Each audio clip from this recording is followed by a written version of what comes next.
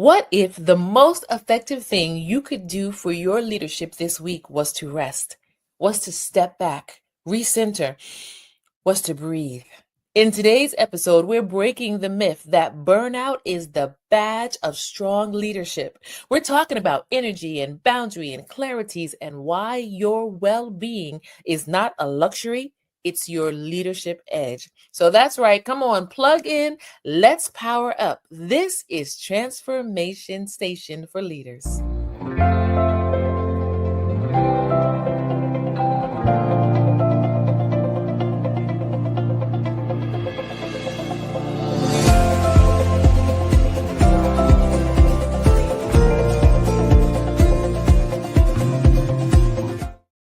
Welcome back to Transformation Station, the podcast where resilient leaders rise. And today we're talking about something that is often dismissed as a luxury, but it's not. We're talking about self-care for leaders. Self-care is not selfish, it's strategic. That's a quote that I want you to write down. I want you to remember, keep it at the top of your mind as you are going through your work day, your work week, your work month, your work year. Self-care is not selfish, it's strategic. And whether you're leading a team, a company, a mission, or you're just trying to keep your head above water, remember, self-care is not optional. Just like a car needs fuel, self-care is the fuel behind your clarity, the fuel behind your courage, and the fuel behind your consistency. So in this episode, today I'm sharing 5 reasons why self-care is leadership maintenance, not indulgence. It's maintenance, and how you and I as leaders can make self-care a natural part of our leadership rhythm. So, 5 reasons why self-care matters for leaders. Let's dive right in. Number 1, energy impacts. Energy drives impact. That's right. Energy drives impact. It is really important for us to remember that as leaders, we set the emotional tone. If we are running on empty, our team feels it. They will feel it in our tone. They will feel it in our reactions. They will feel it in our decisions. I want you to stop and think right now, this past week, how or what was your energy level? And how did your team experience you and your leadership through your energy? I'm going to go back to this again. If you are running on fumes, your team can feel it, even when you think you're hiding it. I had a situation recently where I was tired. I had not received as much sleep as I needed during the week, and I went to work, and I walked in, I tried to be enthusiastic, and I tried, but by the time I got halfway through the day, I realized, wait a minute, I need to be honest with my team. I need to let them know I'm tired today. Why? Because my energy was coming through my tone. It was coming through my reactions. It was coming through my decisions. It was coming through how I was interacting with the team. My tone changed, was not as user friendly. My decisions were more reactive instead of responsive. Reactive, giving short responses back. Reactive, listening just to understand and figure out how I needed to respond instead of listening to understand and work together as a team. I didn't have patience. I didn't really want to be long in communication. Just tell me what I need to know so I can go ahead and respond. We can keep it moving. Rushing past my people instead of pausing with them. Energy drives impact. And it's important for us to remember that great leadership requires emotional regulation, and emotional regulation needs fuel. So, what's one energy leak that you've been tolerating lately that it's time to remove? Number 2, Clarity requires space. Clarity requires space. It is very challenging to make a wise decision with a foggy mind, with a mind that is not clear, with a mind that has a cloud around it, with a mind that can't see clearly. Clarity needs space. Strategic thinking requires mental clarity. And clarity requires space. Notice we keep using that word require, meaning this is extremely important. When we have overpacked schedules, when our team is running, that run causes a desperation and an urgency that will block vision. Ooh, this is important. So, rest gives us an opportunity, real rest gives us an opportunity to pause and to usher in creativity and problem solving and long term strategy. Say it another way. Rest. Real rest is where creativity, problem solving, and long term strategy live. When was the last time you gave your brain white space to think, not just produce? When was the last time you gave your team white space to think, not just produce? This is really important. And so I want to encourage and invite you this week. One, give yourself some space to think, not just produce. That may look like going to the gym and sitting in the sauna. That may look like during lunchtime, going for a walk and just letting the sun hit you and just being able to think. Step out of produce mode and just think. That may look like bringing your team together and saying, hey, you know what? On Monday, after our team meeting, we're going to take 2 hours to just have a team think tank. We're going to take some time to do some team building on Friday. Everybody come in an hour later, sleep in just a little bit. When was the last time and how can you usher in some white space for your team to be able to think, not just produce, so that you can usher in creativity and problem solving and long-term strategies. All right. Number 3, it's really important that we understand that we model what we appreciate. You, as a leader, you model what you appreciate. You can talk all day long about what you want, but your team will watch what you do and listen to what you say. Oh boy. Your team is watching. What are they seeing? What are they receiving? What can they understand from what you say and what you do about what you appreciate as a leader? If you normalize overwork and self neglect, they will do the same. They will do the same to themselves and they will do the same to each others. Silently believing that burnout is the price of impact. Is that what you are sharing with your team? And is that what you want them to understand? I had a season in my leadership where I felt under the gun. I was feeling pressured for my team to produce.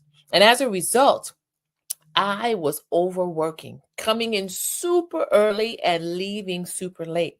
And what I found was that in this season, because I was doing this, I did not have the protective measures up to protect my team. And so I'm coming in super early and I'm looking at them when they're coming in. They're coming in on time, but I'm looking at them like they're coming in late.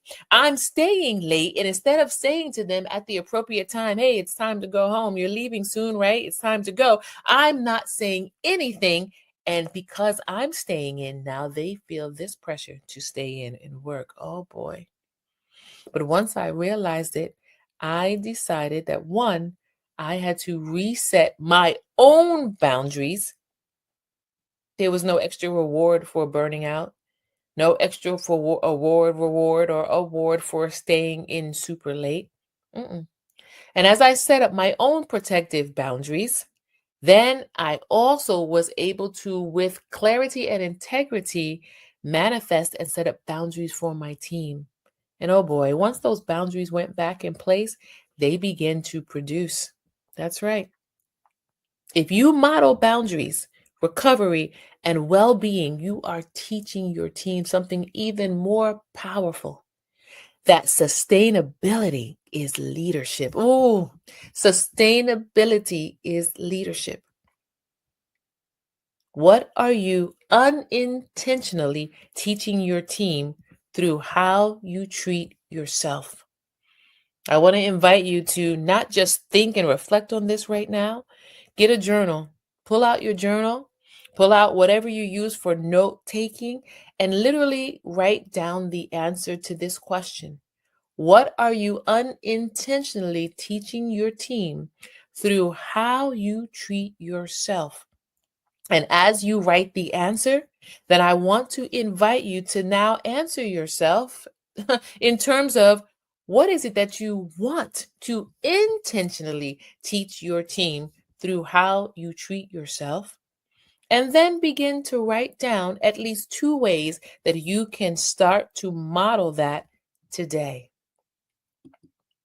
All right, we're talking about 5 reasons why self-care matters for leaders. And we are at number 4. Reason number 4, sustainability over hustle.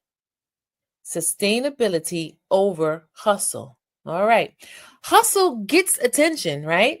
But sustainability builds legacy. I'm going to say that again because I love that. Hustle, moving, getting things done. It gets attention. That's right, right? You're known as the team to always get it done, moving and movers and shakers. But sustainability is what builds legacy. That's right. Self-care is what keeps you in the game long enough to make a real difference. All of us as leaders, yes, obviously we want to complete the mission, but at the end of the day, we want to make a long-term difference. Every leader thinks about legacy, right? How can what you build and put in place sustain and continue? And so it's really important that we avoid the temptation to hustle, hustle, hustle, and that we allow ourselves to prioritize sustainability. You can't serve from a place of depletion. You lead best from a place of wholeness. So, how can you allow yourself to function on a daily basis for the long haul? What does it take for you to maintain sustainability? For some of us, it's getting 8 hours of sleep. For some of us, it's going to the gym every morning before we start work. For some of us, it's stopping and having that 20, 25, 35 minutes of meditation and devotion to get our mind and our spirit in alignment so that we can go forward with integrity. What does it take for you to be able to have sustainability as a person so that you can have sustainability as a leader over hustle and bustle? And I invite you right now to pause and to think. What rhythm restores you? What rhythm restores you? What daily rhythm restores you? And how can you protect that? That's really important. What daily rhythm restores you, and how can you protect it? And that leads us now to number 5. Inner work shapes outward results. I love this. Inner work shapes outward results. Leadership is not just strategy, it's presence. I think we can all agree that that is true. You can have the best strategy in the world, but if you don't have presence, then there's something that's lacking. Your people will only do to produce, but you won't get the full benefit of the accomplishment with a team that's on the same page. Your presence is built into the quiet work, not necessarily what the orders that you call out and the tasking. But your presence is built into the quiet work. The quiet work being your presence is built into how you manage your thoughts. Your presence is built into how you process failure. Your presence is built into how grounded you are under pressure. And when we allow self-care to be exercised, self-care gives you and I as leaders access to that internal strength. Self-care keeps your leadership from becoming performative and makes it transformative. I'm going to say that again. Self-care keeps your leadership from becoming purely performative, and self-care makes your leadership transformative. What is one internal practice that you need to return to that will allow your leadership to not be performative, but to make it transformative? So what's the bottom line? Here's the truth. Self-care isn't a reward for working hard. It's a requirement for leading well. Oh, self-care is not a reward for working hard, but it's a requirement for leading well. If we stop treating rest and reflection and boundaries as extras, they will become essentials, not just for our health, but for the health of those that we lead. And today I want to call you to do two things. Number one, I want to call you to name your non-negotiable. Name your non-negotiable, one self-care rhythm that you're committed to protecting this week. It's non-negotiable. It could be sleep. It could be taking time to spend time with your family. It could be leaving work on time, like when the work day is over. Whatever it can be, what's one self-care rhythm that you can commit to protecting this week? And number two, model it. Tell your team what that protective factor is that you're protecting. Normalize it and practice it. Model it. Tell your team, normalize it and practice it. If this episode has resonated with you, I want to invite you even now to share this episode with one leader that you know that's on the edge of burnout. It's time to shift the culture, one brave habit at a time. Keep in touch with us. And also, listen, really and truly, I want to hear from you. I get energized when I hear from you. You can find us on your favorite podcast platform, on YouTube, Adrienne Townsend Benson, on Facebook, Adrienne Townsend Benson, or Forward Movement Ministries. This is Transformation Station Podcast, Leadership Podcast. And I'm going to invite you to normalize leadership with me that's healthy, that's honest, and that's human. So as always, stay grounded, stay growing, and keep on transforming.